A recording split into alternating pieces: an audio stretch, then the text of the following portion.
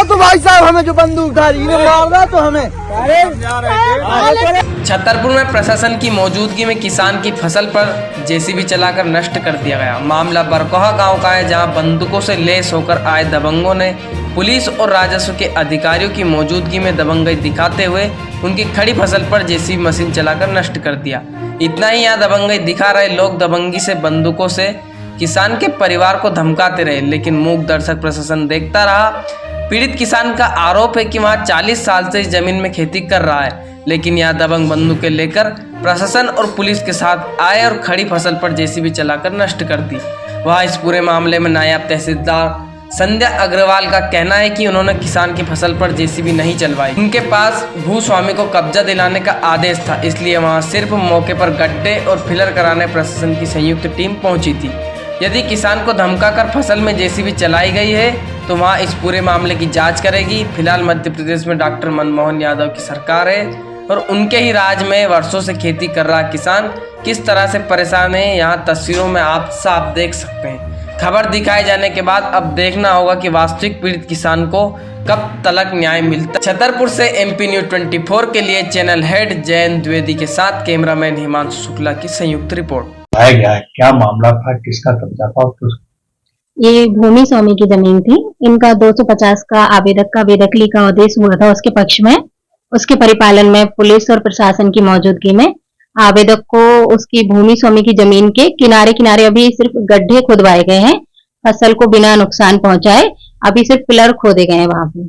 परिजनों का आरोप था कि हमारी जो फसल लगी थी उसमें जेसीबी चलवा दी गई है। नहीं, फसल को कोई नुकसान नहीं पहुंचाया गया है। फसल के किनारे किनारे गड्ढे खुदवाए गए हैं पिलर के लिए, फसल को भी कोई भी क्षति नहीं पहुंचाई गई। एक और वीडियो भी वहाँ पर हुआ है कि बंदूक लेके भी उस तरह की वो मुझे जानकारी नहीं है, मैं वहाँ मौजूद नहीं थी उस समय पे। मेरे द्वारा सिर्फ साइड में पुलिस की उपस्थिति में गड्ढे और पिलर करवाए गए थे बिना फसल को क्षति पहुंचाए। वीडियो देखा बंदूक लेके पाया जाए तो क्या करना चाहिए? उस वीडियो की जांच कराते हैं, अगर वहाँ कोई ऐसा था तो पुलिस के द्वारा नियमानुसार जो भी होगा वो कार्रवाई की जाएगी। परिजन कह रहे हैं कि हम 50 सालों से वो जमीन जोत रहे हैं, लेकिन ये लोग लेके आए हैं, तो ये पहले का कोई केस कैसे? अगर मेरे संज्ञान में ऐसा कोई केस नहीं था।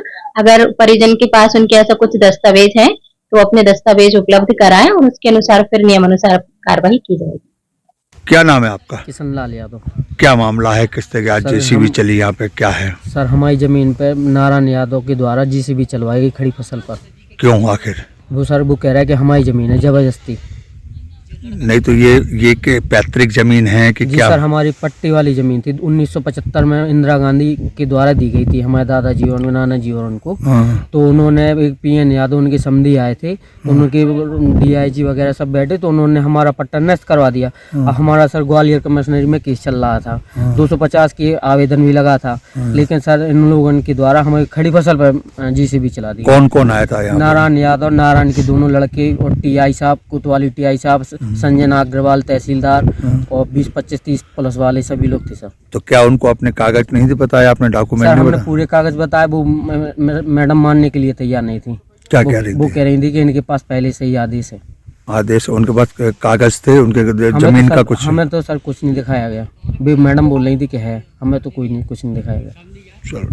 सीताबाई यादव। अच्छा, आज क्या हो रहा है आपके यहाँ जमीन पर? हमारी जगह में जो जाली लगा रहा हूँ। किसके द्वारा लगाई जा रही है? हमारी जगह में नारायण यादव फकना। अच्छा, क्यों लगा रहे हैं? उनकी जमीन है क्या अभी?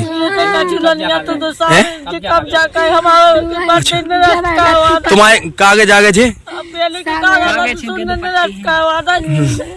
वर्तमान में की भूमि है ये?